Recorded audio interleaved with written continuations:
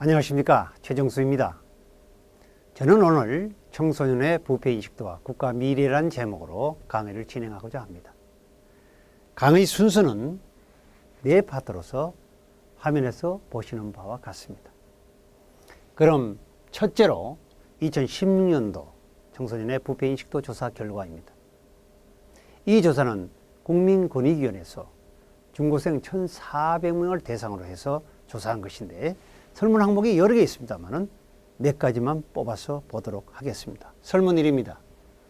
너희는 우리 사회가 깨끗하다고 생각하느냐 아니면 부패하다고 생각하느냐는 물음에 65.8%가 부패합니다 라고 대답했습니다. 보통이다 26.7%, 깨끗하다라고 대답한 학생은 7.4%에 불과했습니다. 여기서 우리가 좀 더 살펴보면 이 보통이다라는 것은 그저 그렇다. 즉 깨끗한 것 같기도 하고 부패한 것 같기도 하다라는 뜻인데 한마디로 글쎄요라는 뜻이죠. 이 글쎄요라고 대답한 학생들이 어차피 깨끗하다 부패하다 어느 한쪽을 선택한다고 가정해서 우리가 단순히 여기서 인위적으로 이 비율의 반을 쪼개서 양쪽으로 균등 배분해 보면 부패하다라고 대답한 학생은 65.8에서 약 80%에 이르게 됩니다. 상당히 높죠? 그럼 여기서 애들이 보는 부패의 주체가 누굴까요? 사회를 얘기한 거니까 당연히 우리 기성세대들이죠. 애들이 기성세대들에 대해서 깨끗하지 못하다라는 생각을 갖고 있기 때문에 기성세대들에 대한 애들의 존경심, 그거야말로 글쎄요일 같습니다. 다음은 설문 2입니다. 너희 학교에도 비리 및 부정이 있느냐는 물음에 있습니다. 28.3%. 보통이다. 글쎄요 뜻이죠. 39%. 역시 앞에서와 같이 반을 쪼개서 넣어보면 학교에도 비리 부정이 있다라고 대답한 학생이 28.3에서 약 50%에 이르게 됩니다. 그러면 학교에서의 부정의 주체는 누굽니까? 학교 수위 아저씨입니까? 아니죠. 선생님들을 얘기하는 거예요. 많은 학생들이 선생님들에 대해서 깨끗하지 못하다는 생각을 갖고 있기 때문에 선생님들에 대한 애들의 존경심, 그것도 글쎄요일 같습니다. 다음은 설문 3입니다. 너희는 돈과 정직 중에서 어느 것이 더 중요하나 하는 물음에 돈이 더 중요합니다. 14.6%. 글쎄요 23.4%.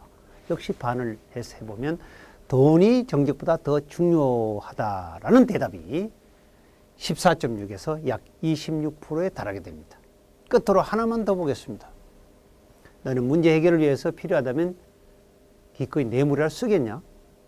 그렇게 하지요. 6.4%. 글쎄요. 14.8%. 결국은 문제 해결을 위해서 필요하다면 뇌물이라도 쓰겠다 하는 학생이 6.4에서 약 14%의 이름을 알 수가 있습니다. 여기서 우리가 보면요. 돈이 정직보다 더 중요하다. 필요하다면 문제 해결을 위해서 기꺼이 뇌물을 쓰겠다. 이러한 대답은 이 비율의 높낮이를 떠나서 청소년들이 해서는 안 되는 대답이잖아요. 다음은 강의 순서 두 번째인 2015년도 청소년 정직 윤리지수 조사 결과입니다. 이 조사는 NGO인 흥사단에서 초중고생 11,000명을 대상으로 한 조사인데 역시 설문 항목이 여러 개입니다. 3개만 뽑아서 보도록 하겠습니다. 설문 1입니다. 너한테 돈이 10억 생긴다면 너가 죄를 짓고 감옥에 1년 들어가 있더라도 괜찮냐 하는 물음에 괜찮습니다. 초등학교 17%. 아니 이 녀석들은 감옥이 뭔지 몰라서 이렇게 대답한 줄 알았습니다. 근데 중학교 39, 고등학교 56. 충격이었습니다. 이 정도는 말이죠. 영어로 extreme memory죠. 극단적 황금 만능주의라 할 수 있겠습니다. 다음 설문입니다. 너는 이 다음에 잘 살면 어려운 이웃을 배려하며 살래? 아니면 너 혼자 잘 살면 되냐는 물음에 나만 잘 살면 됩니다. 초등 19%, 중 30, 고 45. 이것은 extreme egoism, 극단적 이기주의라고 할 수 있겠습니다. 끝으로 하나만 더 보겠습니다. 너는 숙제를 너 스스로 하냐? 아니면 뭘 보고 베끼냐? 라는 물음에 친구 것이나 인터넷 보고 베낍니다. 초등 15%. 근데 이건 별로 높질 않죠. 근데 가만 보니까 이건 엄마와 이모가 해줘서 그런 것 같아요. 중 58, 고 71%입니다. 아니, 숙제 베끼는 것이 벤치마킹입니까? 이건 벤치마킹이 아니라 남을 속이는 거짓 행위로서 일종의 사기예요. 우리 성인들이 논문 표절 같은 거 많이 하는 거, 이것도 여기에 영향을 전혀 안 미쳤다고는 할 수는 없겠죠? 이제 강의 순서 세 번째인 앞의 두 조사 결과에 대한 분석입니다. 세 가지 면으로 볼 수 있겠어요. 첫째는 많은 청소년들의 부패인식도가 상당히 나쁘다는 것입니다. 왜 그럴까요? 이유는 간단합니다. 우리 기성세대들로부터 배워서 그래요. 여기에 대한 설명은 우리에게 익숙한 몇 마디 말로 부연하도록 하겠습니다. 애들은 어른 하는 대로 그대로 따라한다. 애들 앞에서는 냉수도 함부로 못 마신다. 애들은 어른들의 거울이다. 다음은 분석 2입니다. 여러분도 이미 간파하셨겠지만 애들이 고학년으로 올라갈수록 부패인식도가 점점 부정적이라는 데 문제가 있는 것입니다. 사람이 성숙하면, 즉 뇌의 이성적 판단력이 높아지면 높아질수록 좋고 나쁘고 해야 될 일과 하지 말아야 될 일을 구분하기 쉬운데, 애들이 성장할수록 점점 더 나쁜 인식으로 채워지는 것이 문제라는 것이죠. 끝으로 분석 3입니다. 이 두 조사는 수년간 계속해 오고 있습니다. 그럼에도 불구하고 애들의 부패 인식도는 큰 변화가 없어요. 즉 개선될 기미가 별로 보이지 않는다는 데서 그 문제점이 있는 것입니다. 이제 강의 마지막 순서인 결론을 맺도록 하겠습니다. 여기에 계신 여러분들은 대충 3, 40년 이내에 이 자리를 다 떠나야 돼요. 이 자리는 지금 우리가 걱정하고 있는 청소년들이 우리를 대신해서 이 사회와 국가를 경영할 것인데, 여러분 어떻습니까? 이 녀석들 잘할 것 같습니까? 앞에 각 설문마다 대답의 정도의 차이는 있지만 큰 돈이 생기면은 감옥 가도 좋다. 문제 해결을 위해서는 필요하면 기꺼이 뇌물을 써서라도 하겠다. 돈이 정직보다 더 중요하다. 남은 상관없고 나만 잘 살면 된다. 숙제는 뭐든 베끼면 된다. 엄마 아빠 등 기성세대는 부패해 있다. 이런 나쁜 인식을 고치지 않고 그대로 간다면 그들 세대가 경영할 우리의 미래는 잘 될 거라는 것이 오히려 이상하지 않습니까? 물론 여러분들 중에는 지금의 청소년의 부정적 시각이 이렇게 나쁠지라도 애들이 의자에 성장해서 이 사회 국가를 경영할 때는 많이 달라질 것이다. 즉 자리가 사람을 맞는다라고 생각하는 분 계시죠? 옳은 말씀입니다. 그러나 이 말씀은 성인들에게는 부합되는 말인데 청소년들에게 그대로 적용하기에는 위험이 따릅니다. 여러분, 변하기 어려운 것이 사람이라 하죠. 그중에서 더 어려운 것이 어릴 때의 습관이라고 합니다. 어릴 때의 인성, 품성, 성격은 평생을 좌우한다 하지 않습니까? 여기에는 우리에게 익숙한 몇 가지 속담으로 부연 설명을 대신하도록 하겠습니다. 3살 버릇이 8까지 간다. 바늘 도둑이 소도둑 된다. 죄송합니다. 집어넣게 해주나 지랄도 하면 난다.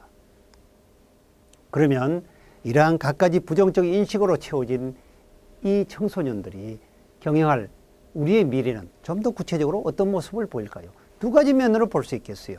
우선 국내적으로는 소통, 통합, 협치가 좀 잘 안 돼서 그러면 뭐요? 불신과 분열과 갈등이 심해져서 사회 각 분야의 발전을 저해할 것이고, 국제적으로는 공정경쟁에 대한 국제적 흐름을 따라가지 못해서 국가 경영에서 낙오될 가능성이 매우 높습니다. 이러한 국내외적 어려움은 우리 경제를 비롯한 여러 분야에서 리스크를 증대시키고 국제적 왕따, 국가 부도라는 최악의 사태에 이를 수도 있음을 우리가 지금 염려하는 것입니다. 여기서 저는 과거에 우리보다 훨씬 잘 살았지만 국가 부도덕으로 인해서 우리보다 못 사는 나라들 몇 군데 보도록 하겠습니다. 아르헨티나, 그리스, 최근에 베네수엘라, 뭐 여러 나라가 있습니다. 북한도 한때는 우리보다, 즉 50년대 후반에서 60년대 초반에는 국민소득이 비록 거지였지만 국민소득이 우리의 3배가 높았어요. 우리보다 3배가 높았어요. 아니 우리 국민소득이 거지 북한의 3분의 1 수준이었다면 우리 생활 수준은 어떻게 했겠습니까? 뭐 왕거지죠. 그보다 더 높은 게 있습니까? 대왕거지. 이 대왕거지가 지금은 북한 인민소득의 22배, 총소득 규모는 45배의 큰 부자가 되었습니다. 그래서 국제사회에서 성공한 거지로서 여러 나라와 기구를 돕는 세계 최초요 유일의 국가가 되었습니다. 여기서 저는 대한민국은 위대하다라는 걸 여러분과 잠깐만 나누고 싶습니다. 세계 200개국 이상 되는 나라에서 국제 무역 규모가 5에서 8입니다. GDP 규모가 11에서 13입니다. 대단하지 않습니까? 하나만 더 할까요? 여러분 25시 클럽 아시죠? 한 나라의 발전 능력, 성장 동력, 잠재력은 최소한 국민소득 2만 불 이상, 인구 5천만 이상 되어야 된다는 것이잖아요. 이 클럽에 가입한다는 것은 곧 경제대국이요 강국을 의미하는 것인데 세계 200개국 이상 되는 나라에서 지금 7개의 나라만 여기에 속합니다. 미국, 영국, 독일, 프랑스, 이태리, 일본, 나머지 한 나라가 어딜까요? 여러분 답은 이미 알고 계시죠? 제가 나머지 한 나라는 어딜까요? 하면 우리 대한민국하고 여러분 주목으로 크게 외쳐주시기 바랍니다. 나머지 한 나라는 어딜까요? 우리 대한민국. 요 조그마한 면적에 돈 되는 자원 하나 없어요. 그리고 주변을 보면 온통 그 시기한 국가들로 둘러싸여 있는데 어떻게 이렇게 위대한 국가가 되었을까요? 거기에는 여러 가지 요인이 있겠습니다만은 우리 부모님들을 비롯한 선조들 그리고 우리들의 피와 땀 거기에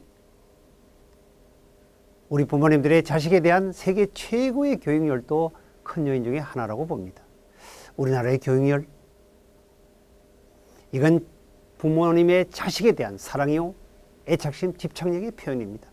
자식을 위해서는 논밭 소 팔고 집 팔고 기르기의 아빠는 다반사이고 자식을 목숨처럼 아니 목숨보다 귀하게 여기는 우리 민족의 유별함입니다. 이제 결론에 결론을 맺도록 하겠습니다.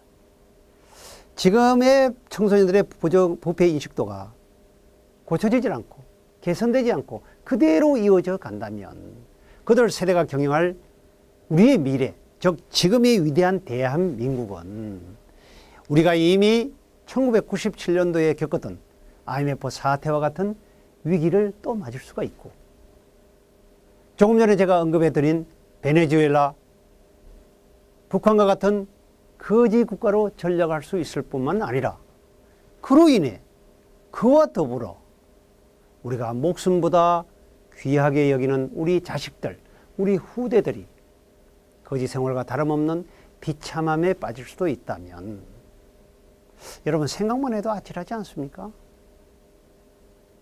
거지 망하는 거 한순간이라는 거 여러분 많이 보셨죠?